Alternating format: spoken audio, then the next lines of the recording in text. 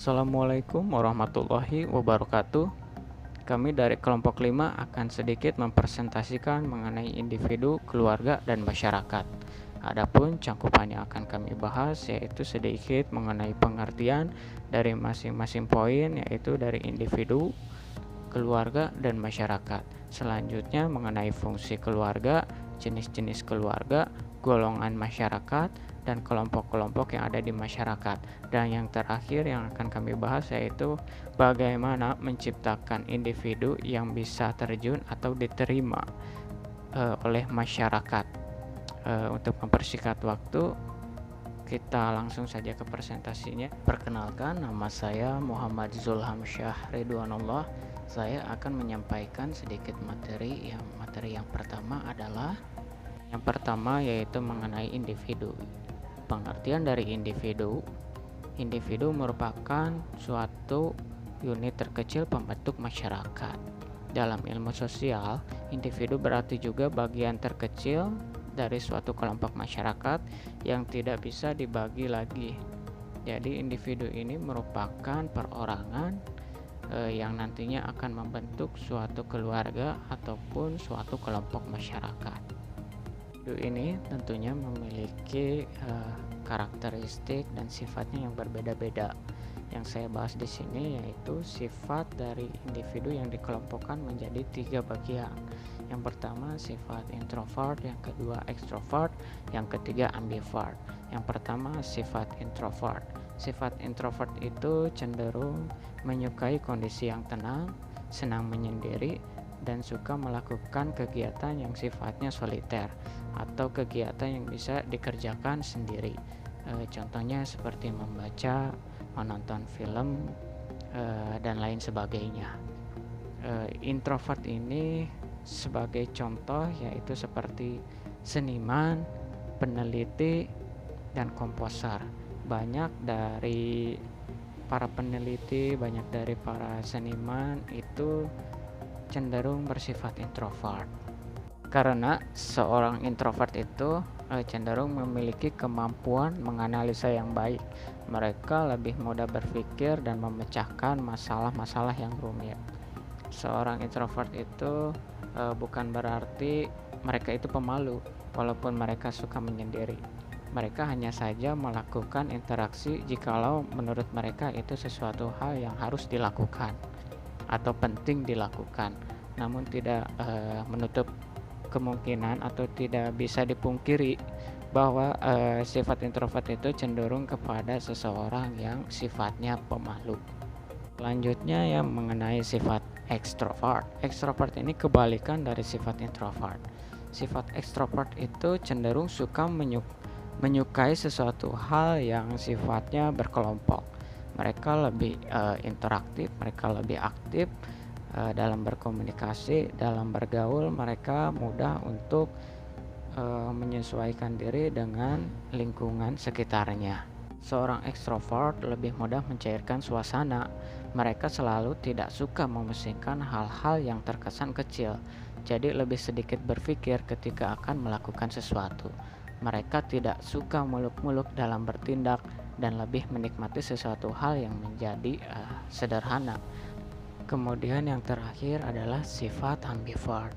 Sifat ambivert ini bisa dikesimpulan merupakan suatu sifat gabungan dari kedua sifat sebelumnya, yaitu gabungan dari introvert dan ambivert. Mereka lebih mendominasi kedua sifat tersebut. Mereka bisa melakukan sesuatu hal sendiri maupun berkelompok.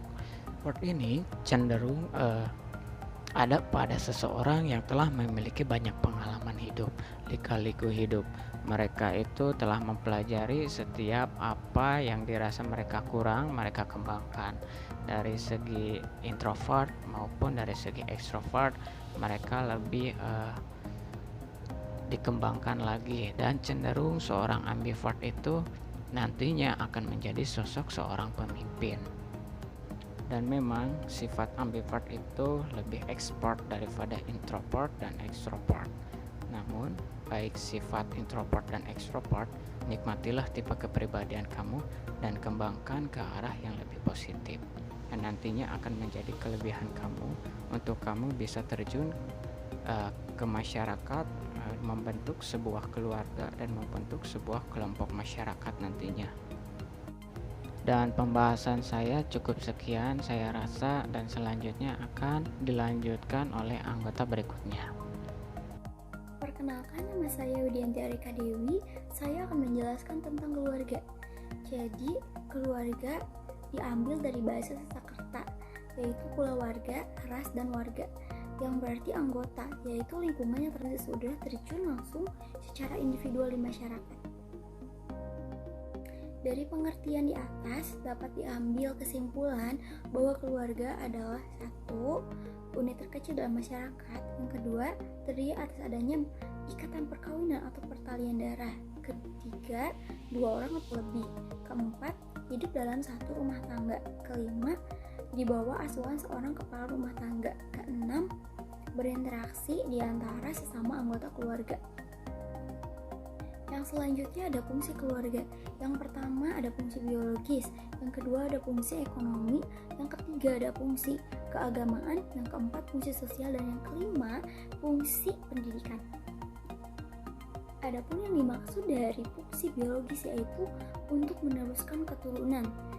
Yang kedua ada fungsi ekonomi, yaitu memberikan kebutuhan pokok seperti sandang, pangan, dan tempat tinggal. Yang ketiga yaitu fungsi keagamaan, yaitu menjalani dan mengamalkan ajaran-ajaran agama sebagai manusia yang bertakwa kepada Tuhan Yang Maha Esa. Yang keempat ada fungsi sosial, yaitu memperkenalkan nilai-nilai sikap yang dianut oleh masyarakat. Yang kelima atau yang terakhir ada fungsi pendidikan, yaitu orang tua sebagai anggota keluarga berfungsi mendidik anak-anaknya dengan menyekolahkan sampai ke jenjang yang lebih tinggi. Yang selanjutnya ada jenis keluarga. Yang pertama ada keluarga inti yang terdiri dari suami, istri, dan anak.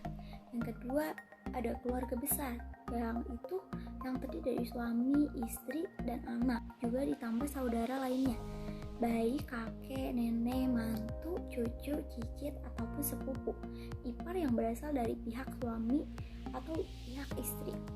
Yang terakhir ada keluarga campuran yang terdiri dari suami, istri, anak kandung, dan anak tiri atau anak angkat. Assalamualaikum warahmatullahi wabarakatuh. Izin memperkenalkan diri, nama saya Muhammad Ridwan dari kelompok 5. Di sini saya akan menjelaskan tentang slide masyarakat. Menurut J.L. Klein, masyarakat merupakan sebagai sebuah kelompok manusia yang tersebar yang memiliki kebiasaan, tradisi, sikap, dan perasaan persatuan yang sama. Golongan masyarakat. Masyarakat sederhana, masyarakat yang memiliki pola pembagian kerja berdasarkan jenis kelamin. Sementara masyarakat maju, masyarakat yang mempunyai organisasi, masyarakat yang mempunyai tujuan yang sama akan kebutuhannya. Dari masyarakat itu sendiri terdiri dari kelompok masyarakat maju. Masyarakat maju dibagi lagi menjadi 2. Yang pertama masyarakat industri. Masyarakat yang mempunyai keterampilan untuk menghasilkan sesuatu. Ada juga masyarakat non-industri, masyarakat yang mempunyai dan profesinya lebih memberikan jasa-jasanya dalam sosialisasi. Bagaimana menciptakan individu yang bisa terjun ke masyarakat? Yang pertama, mempersiapkan diri dengan skill dan keahlian. Skill dan keahlian ini sangat berguna untuk memudahkan kamu mencari pekerjaan. Jika kamu tidak mempersiapkan diri dengan skill dan keahlian yang berguna mulai dari sekarang, nanti kamu akan kesulitan mencari kerja. Menjadikan dewasa dalam berpikir dan bertindak. Untuk bisa terjun dan hidup bermasyarakat, nantinya kamu pasti dituntut untuk menjadi pribadi yang lebih dewasa, baik dalam segi pemikiran maupun perbuatan. Belajar menempatkan diri, tahu sopan santun, dan tata krama. Penempatan diri ini sangat menentukan bagaimana sifat orang terhadap kita. Semakin pintar kita menempatkan diri, kita akan semakin disukai orang-orang, akan menghargai dan memperlakukan kita dengan baik. Harus lebih pintar bersosialisasi dengan lingkungan dan masyarakat sekitar. Kita tahu jika manusia itu adalah makhluk sosial. Artinya manusia itu selalu membutuhkan orang lain dan tidak mungkin bisa hidup dan memenuhi kebutuhannya itu sendiri. Untuk itulah kenapa kita dituntut untuk bisa bersosialisasi. Segala bentuk interaksi kita terhadap masyarakat dan lingkungan itu disebut sosialisasi. Ikut andil dan menjadi bagian dari suatu masyarakat, yaitu menjadi bagian dan ikut andil serta berperan sebagai bagian aktif dari suatu masyarakat. Sekian dan terima kasih. Assalamualaikum warahmatullahi wabarakatuh. Perkenalkan, nama saya Gusti Rahmat dari kelompok 5. Di sini saya akan menjelaskan tentang bagaimana menciptakan individu yang bisa terjun ke masyarakat. Individu yang bisa terjun ke masyarakat harus mempersiapkan diri dengan skill dan keahlian. Skill dan keahlian ini sangat berguna untuk memudahkan kamu atau kami yang terjun ke masyarakat mencari pekerjaan. Bila tidak dipersiapkan, nanti akan sulit terjun langsung ke masyarakat. Selanjutnya, menjadi lebih dewasa dalam berpikir dan bertindak. Untuk bisa terjun dan hidup bermasyarakat, nantinya kita pasti dituntut untuk menjadi pribadi yang lebih dewasa, baik dalam segi pemikiran maupun perbuatan. Selanjutnya, belajar menempatkan diri, tahu sopan santun dan tata krama. Penempatan diri ini sangat menentukan bagaimana sifat orang terhadap kita. Semakin pintar kita menempatkan diri, kita akan semakin disukai orang-orang dan dihargai orang lain, dan memperlakukan kita dengan baik. Sekian dari saya, terima kasih. Assalamualaikum warahmatullahi wabarakatuh. Saya Galih Muhammad Dahlan dari kelas pagi B. Saya dari kelompok 5 ilmu sosial dasar. Di sini saya akan menjelaskan presentasi tentang individu, keluarga, dan masyarakat. Dan saya akan menjelaskan di slide terakhir. Di sini di isi slide ini kita harus lebih pintar bersosialisasi dengan lingkungan dan masyarakat sekitar. Seperti kita tahu, jika manusia itu adalah makhluk hidup, artinya manusia itu selalu membutuhkan orang lain dan tidak mungkin bisa hidup dan memenuhi kebutuhannya sendiri. Untuk itulah kenapa kita dituntut untuk bersosialisasi segala bentuk interaksi kita terhadap masyarakat dan lingkungan itu tersebut. Jadi artinya kita itu selalu membutuhkan orang lain.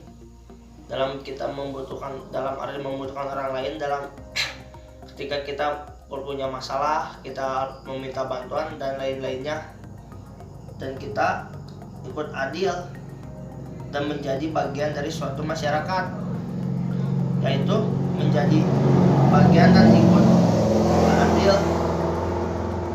ikut andil serta berperan sebagai bagian aktif dari suatu masyarakat. Jadi kita juga harus, selain membutuhkan bantuan orang lain, kita juga harus rajin bersosialisasi, dan saling membantu, intinya saling membalaskan. Jadi kita juga harus saling berinteraksi dalam lingkungan tersebut, sehingga kita juga berperan di dalam masyarakat tersebut. Itu saja yang saya bisa jelaskan. Assalamualaikum warahmatullahi wabarakatuh.